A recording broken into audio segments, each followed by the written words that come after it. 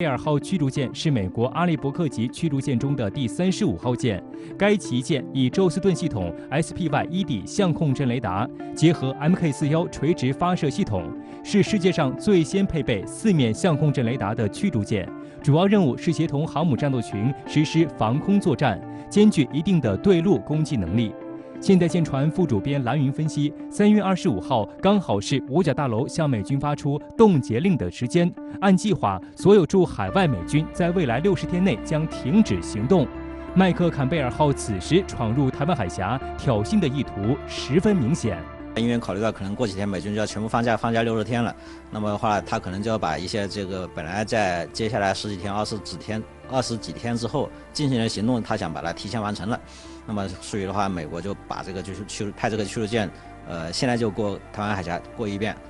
这样的话你就回去放假。美国军舰频繁从台湾海峡通过，还会给台湾当局传递出一个错误的信号。据台媒消息，台军日前就以解放军战机1个月来4次绕台飞行为由，进行了一次防空演练。3月24号上午5时至8时，台湾防务部门启动俗称“联翔操演”的联合防空作战训练，采取实兵不实弹的模式，模拟敌人攻击台重要阵地。此次联翔操演主要由花莲与嘉义基地的 F-16战机扮演假想敌，模拟战时可能遭到空袭的航线飞行。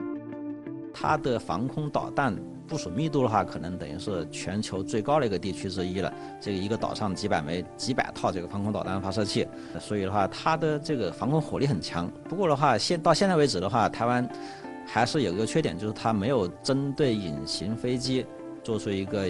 针对性的装备采购，它对隐形飞机的拦截能力和探测能力比较差。比如说这一次，它就是用自己的 F-16战斗机来当靶机，但 F-16并不是隐形战斗机，它就不会获得这个对抗隐形飞机的经验。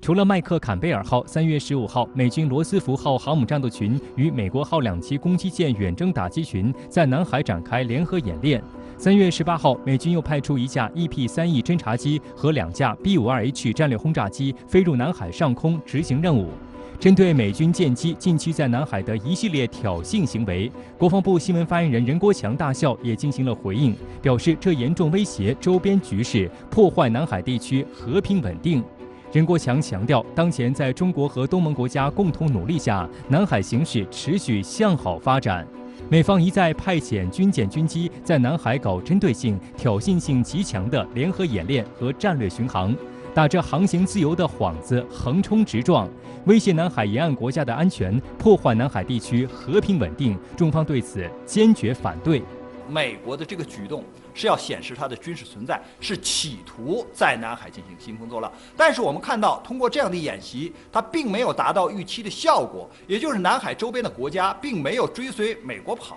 此外，任国强大校在国防部记者会上还针对美方近期热炒的激光照射一事予以回应。美国海军太平洋舰队称，一架部署在加手纳空军基地的 P-8A 反潜巡逻机于2月17号在关岛以西约620公里的公海上例行飞行时，遭到中国海军呼和浩特舰的激光照射。还声称激光在可见光频谱之外肉眼看不到，但被 P-8A 的机载传感器发现。任国强大校指出，美方是在发表不实言论，颠倒是非，并首次公开了关键细节。2月17号，中国海军在公海组织例行演练期间，美海军 P-8A 侦察机不顾中方多次警告，抵近中方舰艇编队进行侦察活动长达4个多小时，最近距离中方舰艇仅400余米。美方的危险操作是极不规范、极不专业、极不安全的。